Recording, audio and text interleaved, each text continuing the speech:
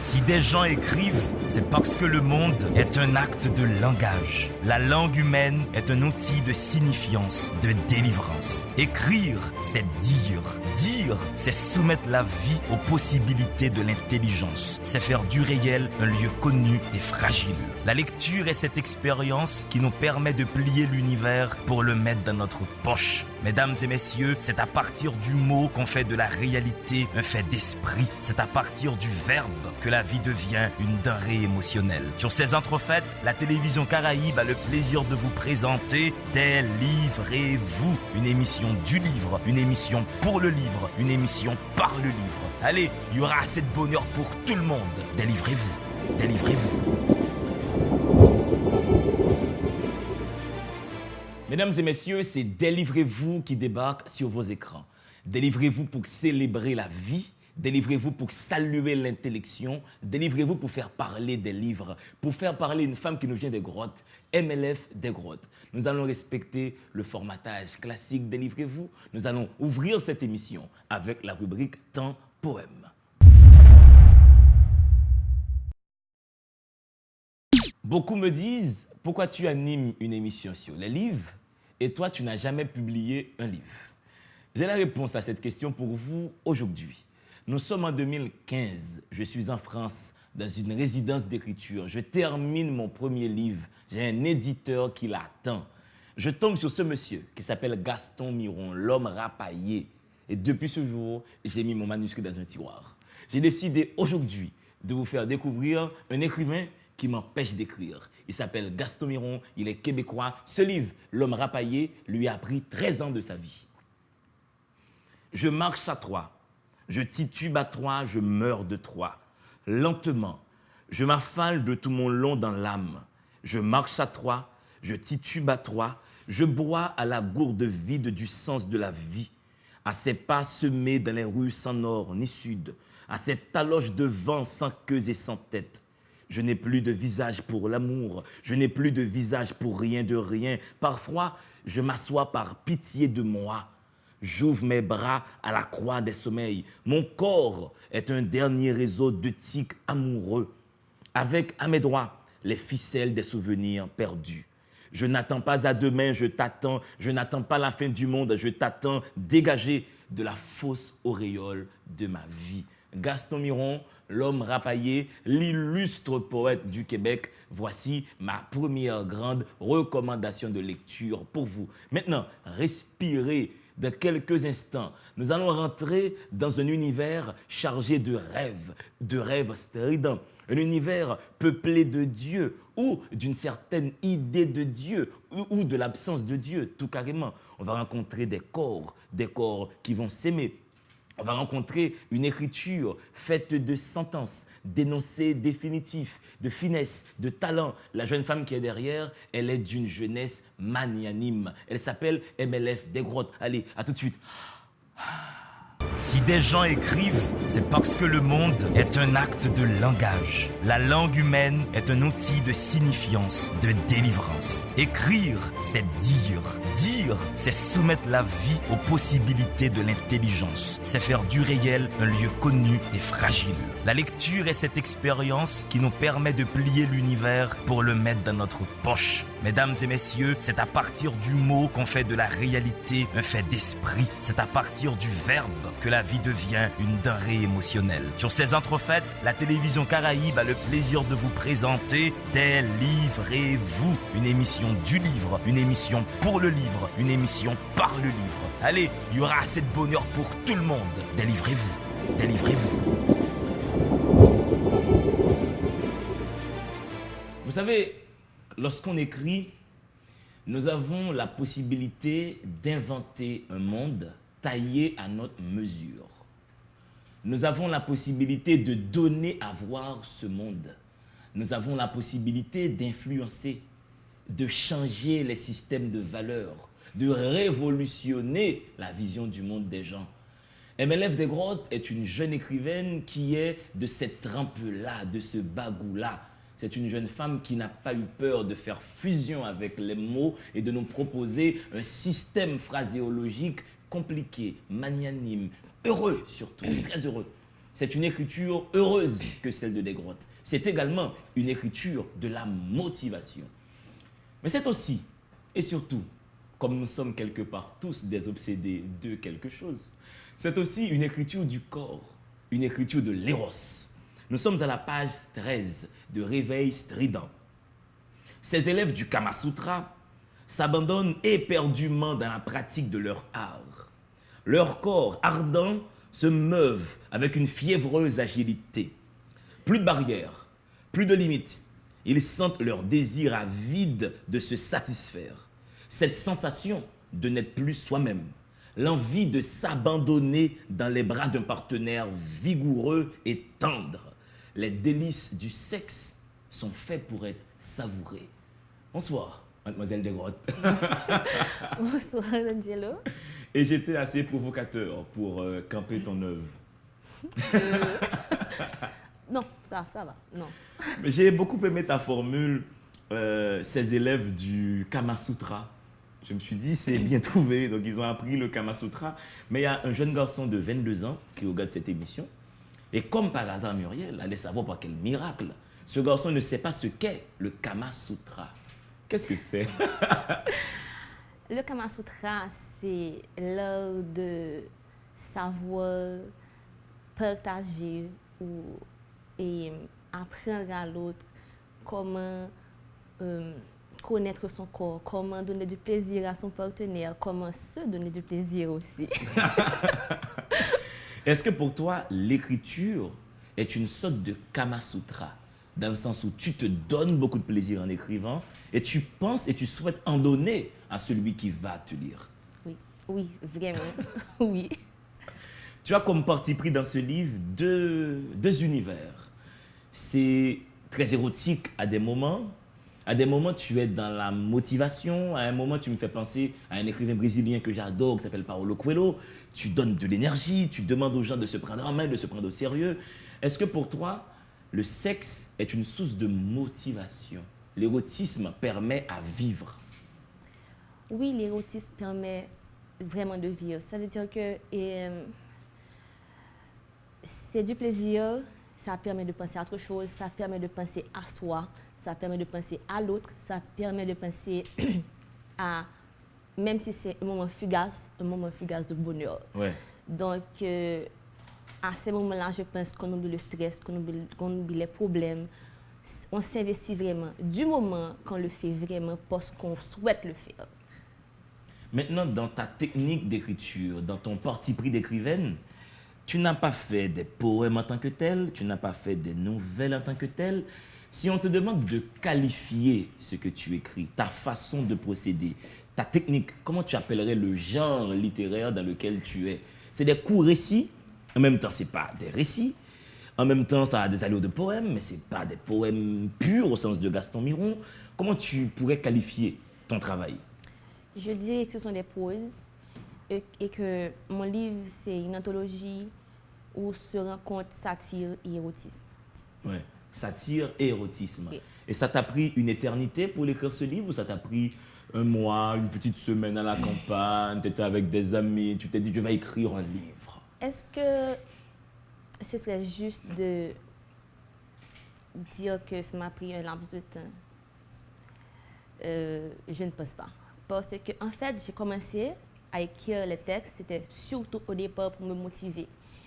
Et les idées qui me traversaient, je voulais juste les voir vraiment en noir et blanc, donc je les écrivais. Et à partir d'un nombre de textes que mes amis, mon mari, ils ont lus. Comment s'appelle ton mari? Andy. Andy, comment vas-tu Andy? Je te salue Andy, hein? On love Andy. Donc, ils ont trouvé que c'était motivant, intéressant et m'ont conseillé de faire un recueil avec. Donc, pour le recueil, si je dois vraiment dire que ça m'a pris un laps de temps, je dirais peut-être une année. Pour que tu mettes tout ça ensemble, Oui, pour que tu écrives tous tes textes. Pour que j'en rajoute aussi. Donc, ouais. Et tu appelles ça Réveil strident. Comment ce titre t'est-il venu? Donc, ce titre m'est venu, pas, je ne dirais pas comme ça, mais j'ai pensé que les textes que j'écrivais, c'était surtout pour me réveiller à des moments donnés. Donc, certains sont assez durs et je pense que c'est un bon coup de fouet. Donc, je me suis dit, bon, le titre serait approprié et au contenu. Donc, réveil strident, c'est juste pour te dire, il faut vraiment te réveiller et aller de l'avant. L'orgasme, la finalité de l'acte qui arrive tel un ouragan brusque, doux et parfait. MLF des grottes, un rapport sexuel sans orgasme, est-ce un rapport sexuel raté? Je ne dirais pas ça. Sinon, je pense que beaucoup de rapports sexuels seront des rapports sexuels ratés. Ah ouais, il y a très peu de femmes qui arrivent à atteindre l'orgasme. Oui. Et crois-moi, nous sommes désemparés, nous autres les hommes, quand nous constatons qu'elles n'ont pas d'orgasme. Non, alors un rapport sexuel avec l'orgasme, c'est la perfection, quoi. Donc, mais sans l'orgasme, c'est toujours aussi bien parce que ça apporte toujours le plaisir, ça apporte toujours la satisfaction qu'on recherche. Donc. Je vais encore faire glisser le concept d'orgasme dans ton cabinet d'écrivaine. Quand tu termines un texte, as-tu presque un orgasme littéraire? Tu es contente de toi, tu es waouh, tu jouis cognitivement, intellectuellement. Oui, si ce n'est pas le cas, je cherche ce qui ne va pas. Si tu ne sens pas cette sensation-là, on va continuer à explorer tes textes. Là, nous sommes dans un autre court récit. Tu écris « Dans les états d'abattement désespérant, on se demande où est passée la paix. On voudrait que ce soit elle le tortionnaire de la guerre et non le contraire. Pourtant, quand on regarde bien, on la voit qui se tient juste sous nos yeux, au cœur même du conflit. Elle se trouve dans le calme déchiré, dans l'amour d'une mère, dans la consolation que prodigue un père, dans le sommeil d'un nouveau-né, dans la confiance d'un enfant. La sérénité se cache au cœur du tourment.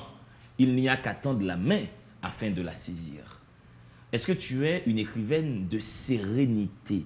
Est-ce que tu cherches ça quand tu écris? Oui. Parce que souvent, ou surtout, c'est ce que je cherche. Quand je suis bouleversée par quelque chose ou je suis en colère, donc pour me calmer, pour me sentir mieux, j'écris. Donc, je fais ce que j'aime. J'écris ou je dessine ou je peins, mais ces derniers temps, j'écris surtout. Et tu donnes une piste à tes lecteurs aussi. Tu es comme, tu es une écrivaine qui tend la main. C'est comme si tu estimes que tes lecteurs seraient dans un fossé et tu leur tends la main. Quand tu dis à quelqu'un, la sérénité se cache au cœur du tourment, il n'y a qu'à tendre la main afin de la saisir. Est-ce que pour toi, écrire, c'est donner de l'énergie aux autres? C'est remplir leur batterie existentielle? Oui, parce que écrire, c'est vraiment un monde, c'est quelque chose de merveilleux. On permet aux autres de rêver, on permet aux autres de voir ce dont ils sont capables. Donc vraiment, écrire, il faut savoir, quand on écrit, il faut savoir insuffler quelque chose au lecteur. Donc pour moi, c'est important. C'est ton travail. On dit ne pas vouloir trépasser avant d'avoir pleinement vécu. Mais ce faisant, on oublie de vivre. Les petits moments de joie sont négligés, car on ne se rappelle point qu'ils se transforment en amoncellements qui deviennent des collines, puis des montagnes qui crachent le bonheur. Donc tu penses que dans la vie, les gens crachent sur ces petits moments de joie et attendent un grand bonheur, alors que le moment serait comme un amoncellement de petits moments de joie? Oui, parce que les gens cherchent le moment parfait, cherchent la relation parfaite ou le bonheur parfait. Mais ce faisant, ils veulent vivre, ils veulent être heureux, mais ils oublient vraiment le bonheur. Parce qu'on peut trouver le bonheur dans le sourire d'un enfant, par exemple. Ton fils sourit, te dit « Maman, je t'aime », c'est un moment de bonheur. Mais si on prend les 10 ans de « Je t'aime, maman », à la fin du jour, ça donne quoi? Ouais. Donc, les gens oublient souvent que 1 minute, ça compte. Il ne faut pas attendre une journée, il ne faut pas dire que cette journée n'a pas été bonne. Mais est-ce que tu te souviens de ce qui s'est passé au cours de cette journée-là? Est-ce que tu n'as pas eu quelque chose de bien, de beau durant cette journée-là? Pourquoi dire que c'était une journée foutue? Donc tu invites les gens à profiter de chaque instant de leur vie. Chaque instant de leur vie, oui. C'est ce qu'il faut faire. Et tu Tu écris également « Soyons immortels à travers les âges, entre les mondes ». Est-ce que tu penses quelque part que nous serons tous immortels? Je pense que nous sommes immortels d'une certaine façon. Et la mort serait un changement d'état. Donc on passerait d'un état à un autre état. Oui, Mais au fait, nous demeurons immortels. oui. Donc ce que je pense toujours, c'est essayer de bien vivre cette vie-là afin que la prochaine soit meilleure. Ah, tu penses qu'il y a une réincarnation possible? Oui, moi j'y crois. On va devenir quoi? Des arbres un peu, des animaux, on va devenir des hommes encore. Comment tu perçois, comment tu vis le principe de réincarnation? Le principe serait que l'être humain doit évoluer. Donc, on évolue à chaque réincarnation. Ça va dépendre de ce qu'on a fait de la vie précédente. Et par exemple, quelqu'un peut être empereur dans une vie et puis revenir en tant que simple marchand, par exemple. Ça va dépendre de ce que tu auras accompli. Ça va dépendre de ce que tu as voulu, de la sagesse que tu auras acquis dans cette vie-là. Donc, on est censé évoluer. Si on régresse, c'est qu'on a fait une erreur quelque part. Mais tu as des preuves de ça, de l'existence réelle du fait réincarnation? Qu'est-ce qui te prouve que c'est vraiment comme ça que ça marche? Bon, les livres que j'ai lus, Mhm. et on en parle dans la Bible aussi. Mhm. C'est pas clair. On en parle surtout dans les livres apocryphes. Oui, Donc, comme par hasard. bon, oui, justement. Donc, ça pour moi, c'est une preuve. Et le fait que certains enfants te disent, en bas âge, ont des impressions de déjà-vu, des odeurs familières ou bien des endroits où ils n'ont jamais été leur sont familiers. Donc, ça, pour moi, c'est une preuve. Parce que on dit que le corps est une enveloppe d'oubli. C'est une enveloppe Absolument. d'oubli. Donc, au départ, on se rappelle, mais en grandissant, on oublie ce qu'on savait de notre vie passée. Ça fonctionne ainsi, c'est parce que si tu te rappelais de tout ce que tu as vécu avant, ce serait trop facile, ce serait trop simple. Ouais. Donc, c'est comme repartir de zéro et voir comment tu vas t'améliorer. Parce que si tu étais conscient de tout ce que tu as fait comme erreur dans ta vie passée, ce serait beaucoup plus simple de t'améliorer. Donc, on doit apprendre inconsciemment et avancer. J'ai senti en filigrane que tu croyais aussi dans les principes karmiques. Tu parles du karma sur quelques textes. Oui. Et il y a une jeune fille qui a 20 ans qui regarde Délivrez-vous qui ne sait pas ce qu'est le karma. C'est quoi le karma? Le karma, c'est l'énergie qu'il y a en toi. Le karma, c'est tout ce que tu fais, tout ce qui t'entoure. Alors, on dit toujours que le karma n'est pas injuste. Tu reçois ce que tu donnes. Prenons exemple que tu viens là, tu vois quelqu'un et puis tu le méprises ou tu l'humilies. Tu peux t'attendre ce soir, demain ou après-demain à recevoir un traitement presque pareil. Le karma, c'est l'énergie qui accumule tes actes et qui te retourne, qui te donne ce que tu mérites. Donc, lorsque quelque chose de mal t'arrive, réfléchis, ne dis pas « je suis malchanceux ». Dis-toi, mais qu'est-ce que j'ai fait? Mais si tu fais du mal à quelqu'un, tu penses auras le mal. qu'on peut te faire du mal aussi? C'est pas qu'on va te faire du mal, tu vas recevoir le mal en retour. Mais est-ce que tu penses que ce principe karmique s'applique au peuple? Quand les peuples font du mal à d'autres peuples, est-ce que collectivement, ils vont subir un certain tort collectif? Si les États-Unis d'Amérique décident d'envahir Haïti en 1915 et prennent tout ce qu'on a comme ressources, donc ils ont fait un mal à un autre peuple.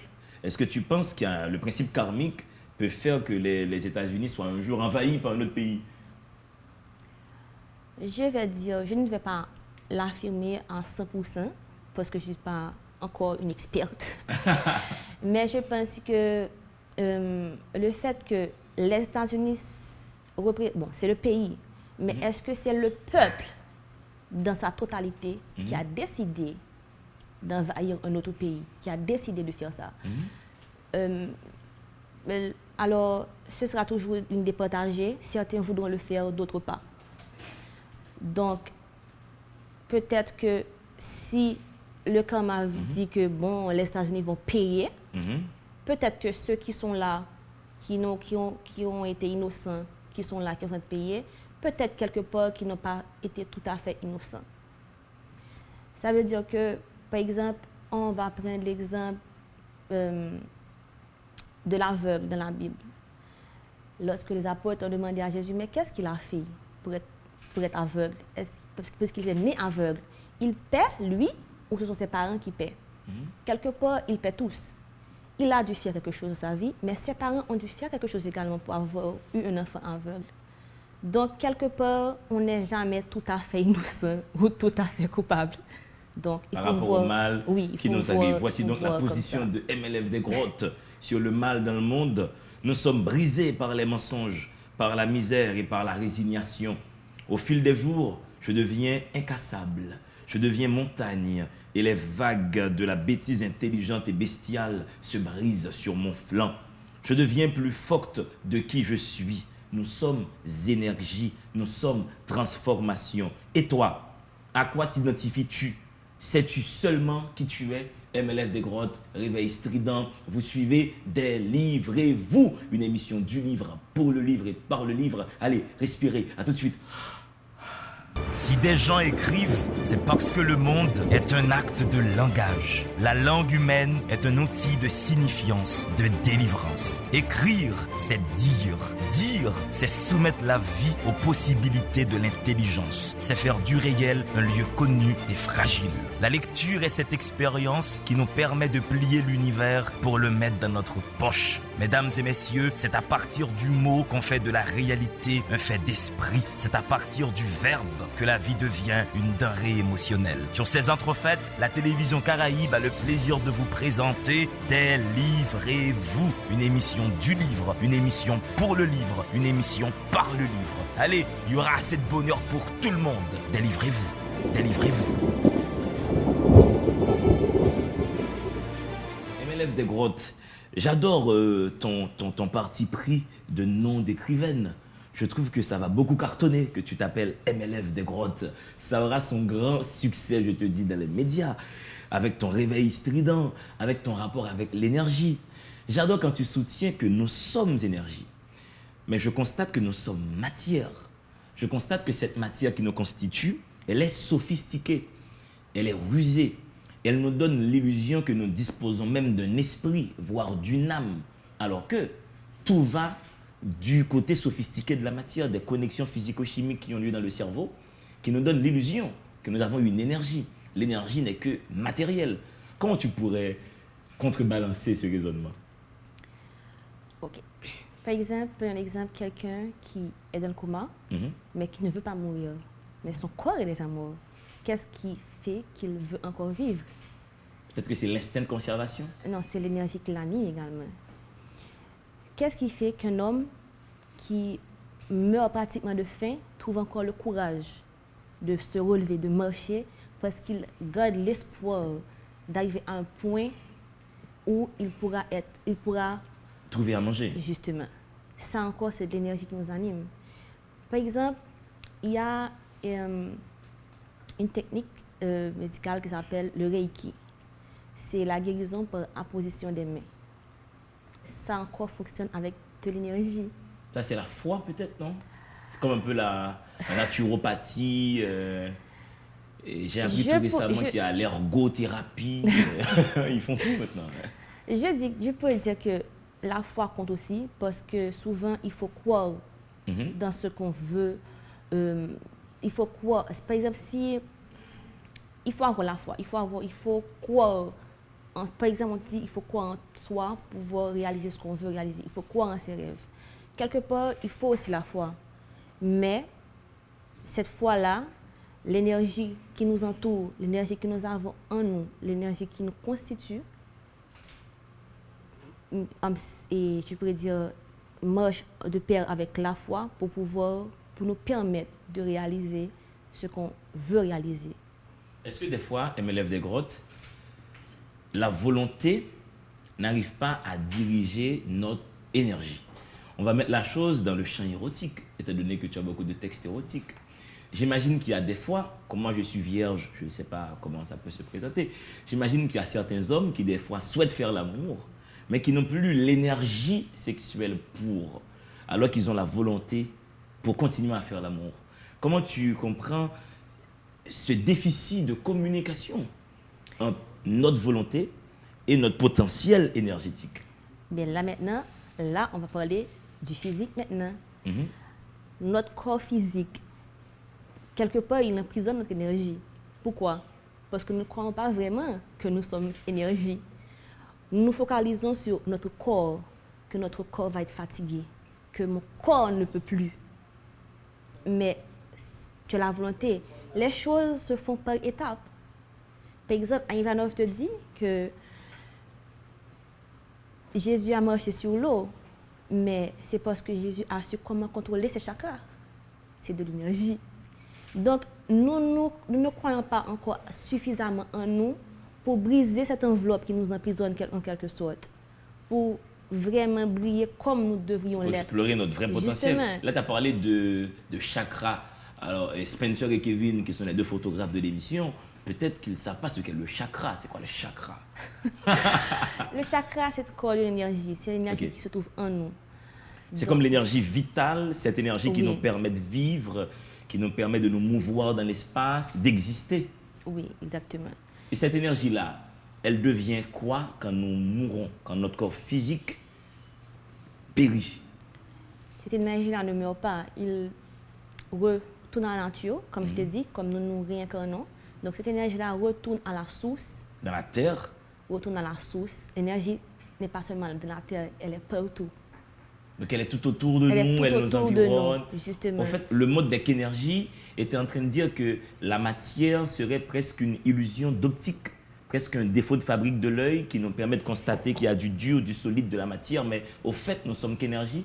C'est comme si notre vue était suffisamment sophistiquée, on allait voir les flux d'énergie qui circulent là maintenant. On devrait, oui. Mais c'est pas, comme on dit que c'est une illusion d'optique, non. Et nous avons besoin, nous les humains, nous avons du physique pour croire. Oui. Nous ne croyons pas dans ce que nous ne voyons pas. Et le fait que nous sommes imparfaits, nous ne nous efforçons pas de voir le côté spirituel des choses. Non Mais plus. pourquoi on croit dans Satan, MLF des grottes? Moi, je ne crois pas dans Satan. Mais Satan est une vedette, hein? Tout le monde connaît Satan. Qui Ah ne connaît oui, pas Satan? Oui, c'est vraiment une vedette parce qu'on l'accuse tout le temps et il porte tout ce qui ne va pas, c'est lui. Mais tu penses que Satan existe vraiment? Si je pense que vraiment, Que Satan existe? nous sommes nos Satan. Il peut y avoir plusieurs Satans, donc nous sommes nos Satans. Donc si Satan, il y aurait 7 milliards de Satan. Ah oui, parce que lorsque tu prends une arme et tu tues quelqu'un, est-ce que Satan interprète toi pour te dire prends l'arme et tue la personne? Et même, ok, même si on dit qu'il était là, est-ce qu'il a pris ta main, il te l'a fait faire? Tu as une volonté propre, tu te bats pour ton libre arbitre, mais où est-elle si Satan te guide à sa façon? Donc tu penses que Satan est une fiction? Écoute.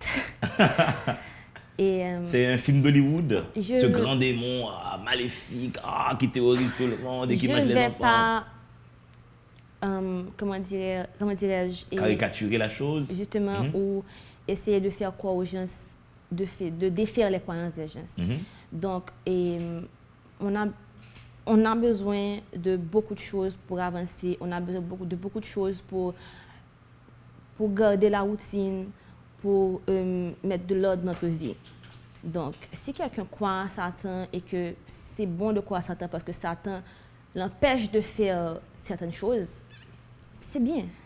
Je ne vais pas lui dire que ce n'est pas vrai et qu'il ne faut pas y croire. C'est son choix. Chacun fait ses propres choix. Donc, quelqu'un a son choix. Ce que je veux dire à une personne, ne laisse personne te dire quoi choisir.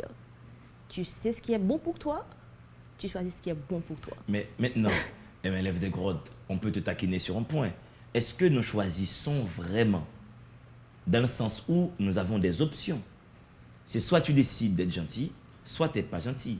Au fait, tu n'as pas eu le choix. Il y avait deux options. Soit tu es quelqu'un de gentil, soit tu n'es pas gentil. Je suis en train de te dire qu'au fait, nous sommes obligés d'être dans une situation émotionnelle donnée, d'être dans un lieu donné. On ne choisit pas sa vie. Notre vie nous tombe dessus. C'est soit tu deviens écrivaine, soit tu deviens danseuse, soit tu deviens caméraman. Tu as des choix qui sont déjà préétablis. Donc tu n'as rien choisi. Tu as fait, il y avait une liste, tu as dit je prends ça dans la liste. Mais tu n'as pas créé du possible, tu n'as pas créé du neuf. Nous sommes emprisonnés, nous sommes des marionnettes peut-être. Non? Ma feuille était blanche. J'ai écrit quelque chose dessus. Eh bien, on va se représenter réellement la vie, MLF des grottes. Et dans ce cas, la vie est-elle sordide ou merveilleuse? Qui est le plus heureux entre le fou et l'homme sensé? Est-ce que tu connais l'avenue N? Le Yanvalou, le restaurant, le café-restaurant Yanvalou? Oui. Et tu passes souvent par là, par l'avenue N? Non. Il y a un fou qui est tout près du Yanvalou. Un fou qui parle tout le temps français, qui me pose tout le temps des questions sur mes lectures. Des fois, je pense qu'il n'est pas fou. Des fois, je pense qu'il fait semblant d'être fou pour mieux supporter le poids du réel et ses exigences de sociabilité. Des fois, quand je rentre chez moi à 2 h du matin, je le vois vraiment fou. Il est dans la rue, il est totalement nu, il fait son fou, mais il est heureux. Du coup, quand j'ai lu ce passage dans ton livre, je me suis dit, mais finalement, c'est qui le plus heureux? Moi qui rentre à 2 h du matin, qui va dormir pour bosser le lendemain, ou lui qui est fou dans la rue et qui vit sa vie de fou? De qui est le plus heureux entre l'homme sensé et le fou? Quelle est ta conception de cette histoire-là? Où est le bonheur? Chez le fou ou chez le sensé? C'est nous qui définissons notre bonheur. Le fou, il est heureux parce que il veut être heureux, il se sent heureux. Mais l'homme sensé, lui, peut-être qu'il a choisi de renier son bonheur.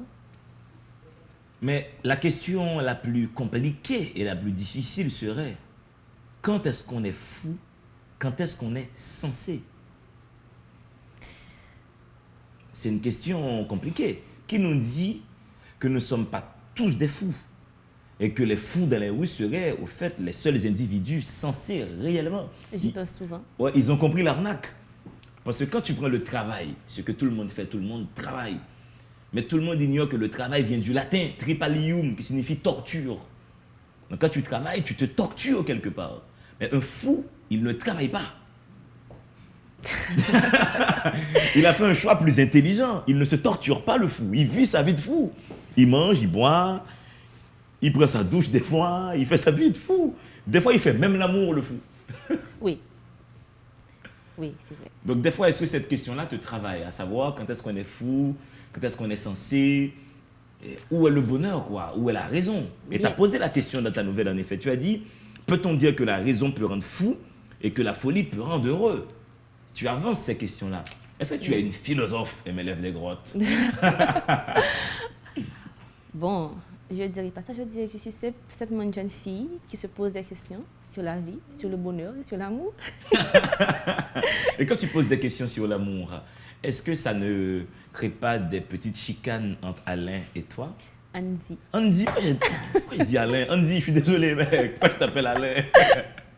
Andy, on va se voir, on va partager un verre, je vais m'excuser. Tu t'appelles Andy et non Alain. Oui. Donc, est-ce que des fois, il n'y a pas des chicanes entre Andy et toi quand tu donnes ta perception de l'amour, quand tu parles du corps, de l'érotisme, du sexe? Comment ton époux, comment ton chéri rentre dans ça? Heureusement pour moi, j'étais assez clairvoyante de mon choix.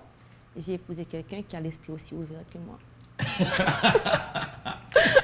Et vous êtes mariés depuis longtemps, tu me disais? Oui, on a 7 ans de mariage. 7 ans? Oui. Mais bravo, 7 ans! Avec combien de temps de relation amoureuse? Oh non, ça fait longtemps. Ah ouais, donc vous avez vécu toute votre vie ensemble? On a pratiquement grandi ensemble, donc... Oh, mais c'est mignon! Désolation. Je marche à l'aveuglette, dans la clarté obscure de la solitude et du désespoir. Je fonce droit vers le néant infernal de ma malheureuse douleur. Je trébuche, écorchant mon âme déjà blessée et envahie par la folie macabre de l'être perdu dans le rouleau de la malchance. Je maudis la vie. Pourquoi tu maudis la vie? Là, je parle d'abord du premier choc. Ça veut dire qu'en général, lorsqu'on subit l'échec, la première pensée qu'on a, c'est « je déteste la vie me malmène, je suis malchanceuse ». C'est déjà ça. Donc, on voit d'abord les côtés négatifs de la vie. On voit le verre à moitié vide. Justement. Donc, là, c'est comment on se sent durant les premiers instants. Donc, là maintenant, le lecteur doit pouvoir dire, mais c'est vrai, je pense ça vraiment. Mais en continuant la lecture, ça va changer la façon de penser. Oui. Justement. Parce que lorsqu'on regarde, après la colère, après la rage, après la fureur, on va finir par se calmer. Toujours. Voilà. On n'a jamais assez d'énergie pour durer dans la colère. Et la colère, ça demande beaucoup Ouais. d'énergie. C'est vrai que l'homme est un être qui ne peut pas rester constamment dans un état. Nous changeons d'état tout le temps. Nous ne pouvons pas rester dans la béatitude tout le temps. On n'est jamais totalement heureux, souriant tout le temps. On ne peut pas rester totalement fâché tout le temps. Mais tu as parlé de l'amertume. L'amertume m'a fait penser à la dépression. Est-ce que quelqu'un qui est déprimé, c'est pas quelqu'un qui n'arrive pas à faire ce que les autres font? C'est-à-dire procéder à des changements d'état tout le temps. Mais justement, il faut d'abord se rendre compte qu'on déprime. Des gens, en général, les gens vivent comme si sans tête à nier le fait. Mais tant que tu n'acceptes pas le fait, tu ne pourras pas évoluer, tu ne pourras pas avancer. Il faut accepter que je suis dépressive. Maintenant, qu'est-ce que je vais faire pour ça? Ok, à quoi m'avance ma dépression? Rien. Qu'est-ce que je peux réaliser avec ça? Mais qu'est-ce que Rien je du tout. gagne en étant déprimé? Justement, quand on est dépressif, on attire que ce qui est négatif. Donc, Tu reviens à ton principe d'énergie, à ton principe exactement. karmique. Donc, pourquoi rester ainsi? Ouais, alors que le bonheur est au bout du couloir. Mais tu dis, c'est toujours la même perspective. Le bonheur me fait mal. La joie me dégoûte. Et mes lèvres des grottes, je n'ai pas compris. Comment le bonheur peut-il faire mal? Comment la joie peut-elle dégoûter? Voilà. On se noie dans son amertume, on s'enferme quelque part, et tout ce qui est heureux, tout ce qui est bonheur, t'agace. Donc, quelqu'un sourit, quelqu'un rit aux éclats, ça t'énerve. Donc, ça te dérange. Pourquoi? Parce que tu veux rester dans ta solitude, tu veux rester dans ta noirceur, tu ne veux pas voir la lumière qui est derrière la fenêtre. Ouais. Tu me fais penser à la phrase d'une amie qui m'a dit il n'y a pas longtemps à Montréal, et cette haine contre ceux qui jouissent. Il y a des gens qui haïssent les gens qui jouissent. Juste parce qu'ils sont vieux. Ils sont vieux. Ils ouais. se refusent à être heureux, mais détestent ceux qui sont heureux. Mais ceux qui sont heureux, dans l'une de tes nouvelles, je vais les appeler comme ça, il me faut un concept pour te saisir, et mes lèvres des grottes. Tu parles du fait d'être différent. Tu dis être différent, c'est s'accepter tel que l'on est, suivre sa propre voie, se fondre dans sa nature profonde. Voici un concept sur lequel Spinoza, comme philosophe, a beaucoup travaillé, la nature profonde. Être différent, tu dis, c'est vivre ses rêves, ses désirs et ses passions. Est-ce que des fois, en étant différent, on ne dérange pas l'ordre établi? Mais pourquoi ne pas déranger l'ordre établi? Est-ce que tu penses que l'activité kawash, c'est une activité qui porte le fait d'être différent? Ces gens-là, dans les kawash, ils voulaient être différents, ils voulaient s'amuser. Pourquoi la société les a condamnés? Pourquoi plein de juges, de commissaires du gouvernement, tout le monde a dit non, non, pas de kawash, c'est fini les kawash? En général, Je t'amène sur beaucoup de terrain. oui, en général, la société a du mal à accepter les changements. Je ne dis pas, je veux qu'on soit différent, mais il ne faut pas être désagréable non plus. Ça veut dire que si tu veux qu'on accepte ta différence, il ne faut pas le faire de façon agressive. Être différent, ça veut dire que je veux me réaliser, je veux faire ce qui me plaît, je veux changer les choses. Je ne te force pas à accepter mes idées, je ne te force pas à me suivre. Tu peux dire ce que tu veux, ça ne va pas m'atteindre. Mais c'est difficile, tu sais, et me lève des rods pour un homme en Haïti, on voulait être différent. S'il souhaite porter une robe, difficile hein, de porter une robe à la rue Capois. En général, ceux qui sont différents, Ça va pas passer. Hein? ceux qui sont différents sont souvent considérés comme des marginaux. Mhm. Ok, tu veux porter une robe, porte une robe. N'oublie pas une chose, c'est que nous nous soucions beaucoup de l'opinion des gens. Ouais. Ça veut dire que si je porte une robe, je suis un homme, tout le monde va rire de moi. Ok. Alors que Mais- je suis seulement différent, je suis seulement en phase avec ma nature profonde. Mais dis-toi que, bon, autrefois, les hommes portaient des tuniques. Aujourd'hui, je veux porter une tunique. Absolument. Réveil strident, MLF des grottes. Mesdames et messieurs, vous êtes sur la télévision Caraïbe. Vous suivez des livres et vous. Je reçois MLF des grottes. Son livre a pour titre Réveil strident. Vous êtes dans la bonne énergie. Merci de suivre cette émission. Écoutez, respirez. Je vous reviens tout de suite. Si des gens écrivent, c'est parce que le monde est un acte de langage. La langue humaine est un outil de signifiance, de délivrance. Écrire, c'est dire. Dire, c'est soumettre la vie aux possibilités de l'intelligence. C'est faire du réel un lieu connu et fragile.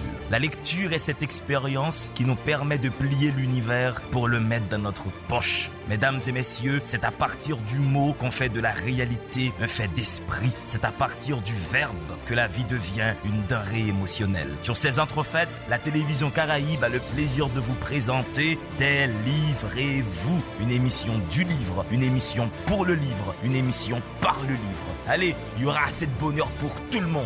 Délivrez-vous, délivrez-vous. On se maquille d'émotions, de sentiments, dans l'espoir de tromper son entourage, oubliant souvent qu'on essaie avant tout de se duper pour une cause perdue dans la nuit des débauches émotionnelles. On se compose un visage factice en s'enfonçant dans l'autodestruction pour une quelconque raison inavouable, souvent éphémère. Et le maquillage est très présent parce que tu me disais avant le tournage que tu n'aimes pas beaucoup le maquillage. Et là, tu revois le concept de maquillage dans le sens où tu penses que nous sommes presque tous des acteurs. Nous jouons tous un rôle, nous nous maquillons, nous avons un visage factice. Quand nous sommes en société, nous sommes dans un jeu de rôle. Nous trompons les gens, nous les manipulons, nous nous faisons manipuler. Mais où est la vérité des êtres, MLF des grottes? Est-ce qu'il y a possibilité de vérité dans les relations humaines? Pour ma part, oui, je pense qu'il y en a, mais il faut du courage et pour le faire. Parce que souvent, on se laisse emmener par le courant. Quelqu'un peut avoir plusieurs visages. Avec moi, il a un visage. Avec toi, il a un visage. Il essaie de se conformer aux règles de chaque groupe. Ce faisant, il oublie d'être lui-même. C'est ce qui arrive. C'est pour ça que je parle de maquillage. C'est pas le maquillage pour me parler, le vrai maquillage, mais c'est le fait que nous nous déguisons, nous nous maquillons nous-mêmes.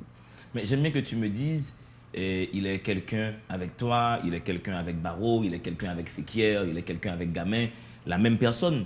Mais est-ce que finalement, c'est pas comme ça qu'il est? C'est-à-dire, il est polyédrique, il a plusieurs visages. C'est donc ça qu'il est. Est-ce que cette possibilité-là n'existerait pas? Qu'une personne soit plusieurs personnes. OK. Déjà, il y a plusieurs personnes, Ouais. vu qu'il est une personne différente avec chaque personne. Uh-huh. Mais il est quelqu'un d'unique quand même, quelque part. Écoute, par exemple, je sais qui je suis. En général, j'agis de façon similaire avec tout le monde. Je ne prends pas de gants. Je suis quelqu'un qui ne prend pas de gants avec qui que ce soit. C'est moi. Mais d'autres personnes qui sont, par exemple, très timides, on leur dit il ne faut pas être timide. Ou bien quelqu'un qui est très extraverti, on te dit que c'est mal comme tu es. Tu dois être réservé, tu dois être poli, très très poli, tu ne dois pas parler en public. Par contre, c'est quelqu'un de très bavard, de très joyeux. Chez lui, il est comme ça, mais à l'extérieur, il ne peut pas. Mais cette personne-là qu'il est, qu'on empêche d'être, c'est ce qu'il est vraiment. Donc, il sait, bon, avec tel groupe, je dois paraître très religieux. Je dois me montrer très indépendante. avec tel groupe, je dois être très réservée. Je dois montrer que je suis une femme très soumise. Mais qui est-elle vraiment? Mais elle sait qui elle est. On peut avoir plusieurs personnalités, mais à la fin du jour... J'aime bien ton rapport avec l'identité, comment tu poses le principe identitaire. Tu penses que nous savons qui nous sommes, mais MLF des Grottes, est-ce que nous savons qui nous sommes réellement ou est-ce les contextes dans lesquels nous nous trouvons qui déterminent qui nous sommes? Alors, j'allais dire, tout le monde, nous ne savons pas tous qui nous sommes. Ouais. Certaines personnes ne sauront jamais qui Des nous fois, nous perdons de vue, des fois. sommes. Justement.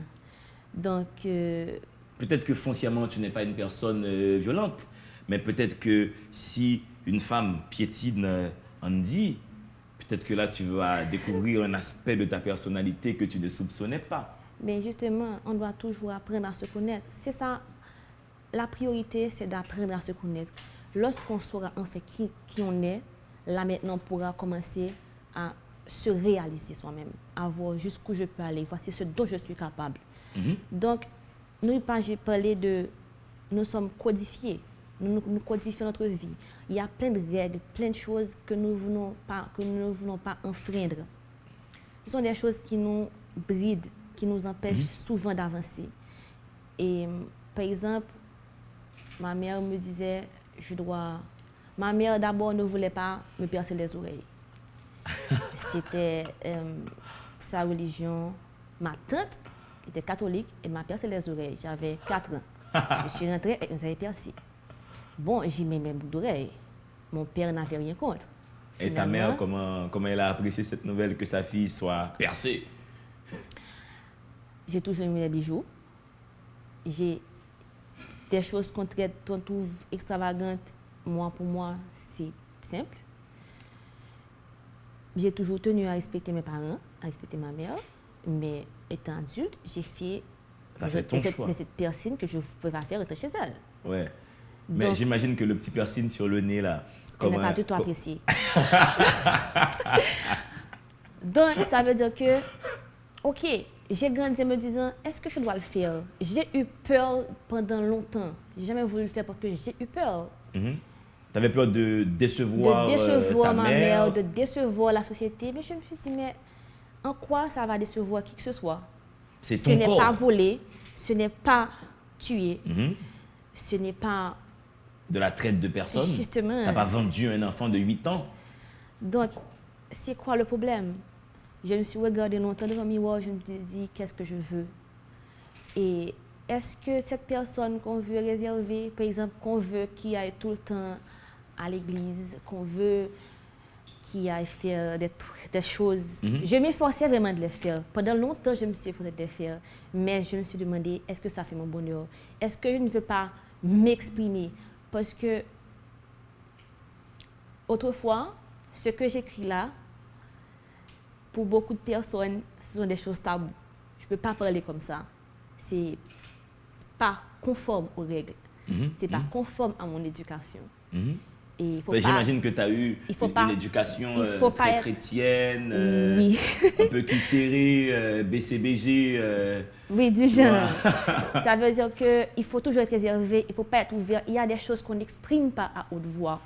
Donc, c'est tout ça que je veux faire passer. Pourquoi avoir des sujets tabous? Ce sont des mots, ce sont des sujets qui sont là, ce sont des mondes à explorer. Donc, lorsqu'on apprend à se connaître, on finit par savoir qui on est. Là, maintenant, on peut commencer à avancer. On peut commencer à briller. Donc, tous ceux qui ont voulu rester enfermés dans la boîte qui a été mise là dès ta naissance, te dit, tu dois rentrer dans cette moule, tu dois rentrer dans cette boîte, tu dois suivre toutes les règles et jamais outrepasser la ligne. Toi, tu refuses d'être emboîté? Je ne veux pas. Ça veut dire que tu vas grandir, tu vas vieillir, tu vas mourir dans le système, tu n'auras jamais rien réalisé, tu n'auras jamais rien vu de nouveau parce que tu n'auras jamais voulu t'explorer d'abord pour aller explorer le monde. Quelle ironie de voir la tolérance prêchée par l'intolérance. Là, MLF des Grottes écrit « Prison, poison ». Elle parle de religion. Je reprends pour vous sa phrase. Elle dit « Quelle ironie de voir la tolérance prêchée par l'intolérance ». C'est-à-dire celui qui prêche, celui qui apporte la parole de Dieu, il est intolérant.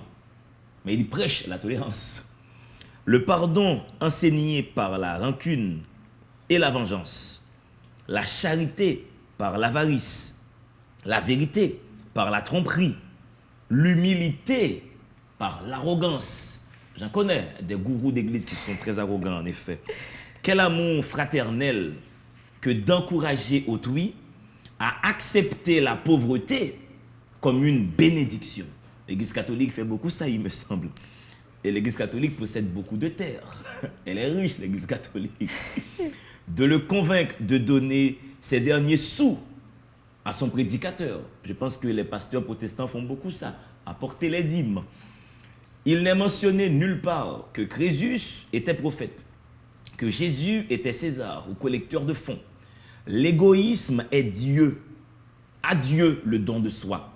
Vive la dictature et la servitude par la religion.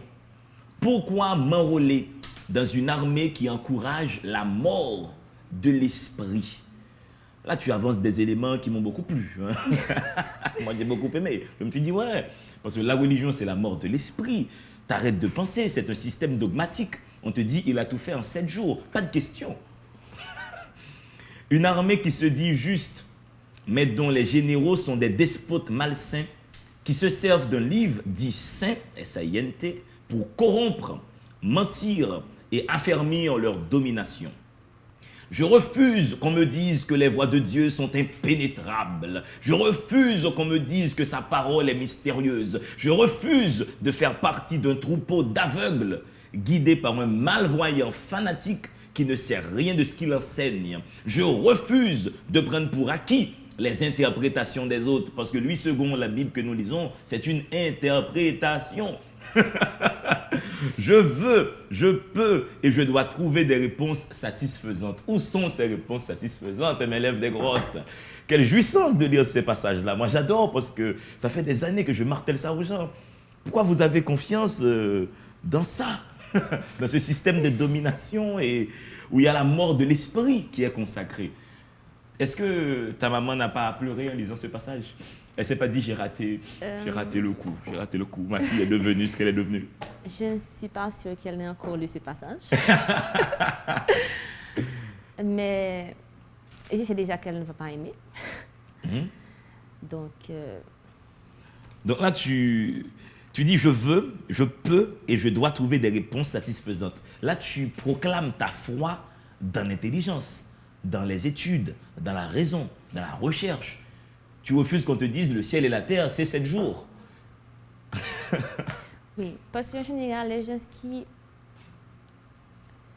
Alors, croire à ce qu'on te dit, prendre ce qu'on te dit pour acquis, je pense que c'est...